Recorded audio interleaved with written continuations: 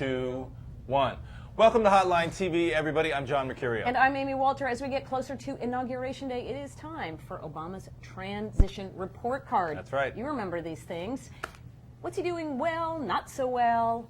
John, you ready to put your teacher's hat on? Because I'm a little hot for teacher. I am so hot for my teacher hat, my proverbial teacher hat. Nothing's going to mess up this hair. But yeah, let's go through these report cards. All right. Amy and I have both written up a few report cards for President Obama. We know he likes to watch the show. Hopefully he's not sweating too much in the hot seat.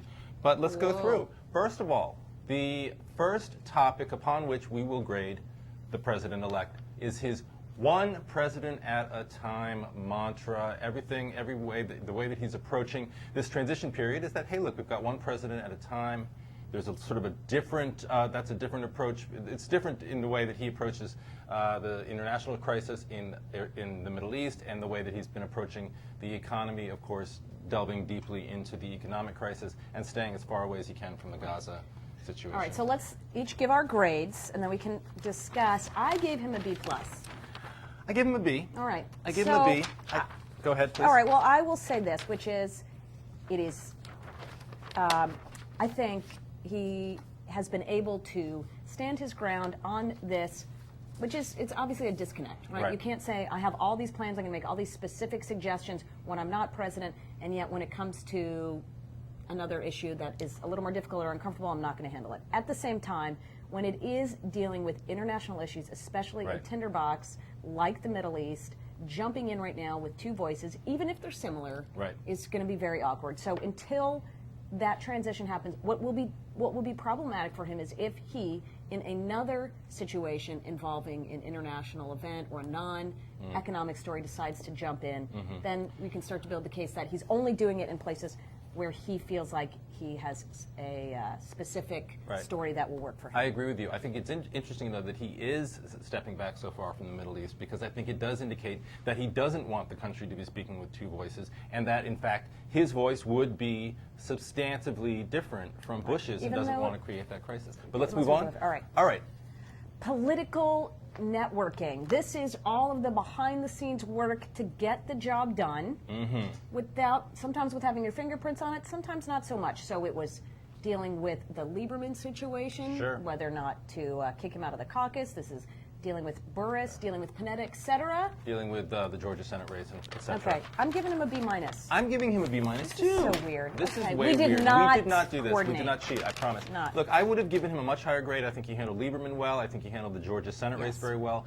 Recently, though, I think the Panetta thing was a small issue, but anytime you've got your Vice President, Joe Biden, criticizing your handling of this nomination, not getting in touch with Dianne Feinstein, you know you're in trouble. And the Burris thing, it looks clumsy, it looks awkward, it's his home state. Sure, they're all a little spooked out by the Rod Blagojevich scandal. They want to stay as far away from it as possible, but this Burris situation was not handled very well. The only reason he also didn't get a lower grade is that everybody else seems to be taking the fall except for him. In all of this, it's especially with the Burris thing, it's Reid who's taking a bigger. And this Richardson story, I mean, we'll talk more about Richardson in a minute, but the politics around the Richardson nomination are sort of odd and curious as well. True. All right, moving right along.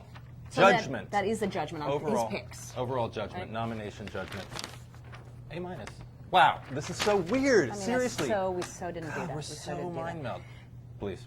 All right, your point on Richardson is the same one that I was going to make, which is it's sort of the rare. It seemed a little bit last-minute-y, cobbled together. They clearly needed to find a place for Bill Richardson. They knew there were some problems, but they were hoping that it would go away. And I think the Burris thing was sort of the same thing. Like, eventually it will work itself out. When it didn't, though, that's why he gets the A-. When it is clear it's not working out, he is not holding onto the ship till it sinks. He's getting off long before. I still think we're looking at a president-elect with some relatively stable judgment, and I think we're still looking at the possibility of a full cabinet and I think the Holder thing is a lot of bluster about nothing. I just have a hard time believing it's going to get far. Okay. Team building, the team of rivals, infighting within this group of people. He's assembling a staff, a cabinet. Has he been able to sort of bring them together as a team, assemble people who are working towards one purpose, or will somebody overshadow? Or will somebody overshadow, or is somebody trying to undercut it?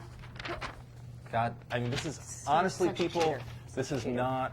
This is just too weird. All right, we both gave him A's. Look, I think so far you do have someone who's brought together a group of people who have conflicting egos, a lot of big egos in this group, a lot of big agendas, separate agendas. His former presidential campaign rival, and they're still, I think, all speaking on the same team. This could change. This is the one vote that I think is still sort of easy to be determined. Easy, but that there's been no behind closed doors. We haven't heard that anything has happened either. This which is where impressive. the next category is where we're going to disagree, I think.